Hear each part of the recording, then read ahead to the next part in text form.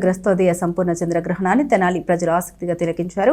సూర్యగ్రహణంలా కంటికి ఇబ్బంది లేనందున ప్రజలు ప్రత్యక్షంగానే చంద్రగ్రహణాన్ని వీక్షించారు. సంపూర్ణ చంద్రగ్రహణం మంగళవారం సంభవించింది. సూర్యుడు, భూమి, చంద్రుడు ఒకే సరళిలో వచ్చినప్పుడు భూమి నీడ చంద్రుడిపై పడడమే చంద్రగ్రహణం. ఖగోళ శాస్త్రజ్ఞుల ప్రకారం ఈ గ్రహణం మధ్యాహ్నం 3:20 ప్రారంభమైంది. 3 గంటలకు పైగా కొనసాగి 6:47 ముగిసింది.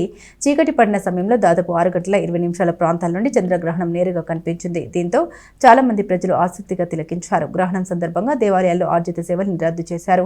గ్రహణ సమయంలో ఆహారం తీసుకోరాదనే సంప్రదాయాన్ని కొందరు పాటించగా గ్రహణం ముగిసిన తర్వాత స్నానాలు చేసి దాన ధర్మాలు చేశారు. ఖగోళ ఘటనగా చంద్రగ్రహణం శాస్త్రీయంగా ఆసక్తికరమైందే కాక సాంప్రదాయపరంగానే విశేష ప్రాధాన్యం సంతరించుకుంది.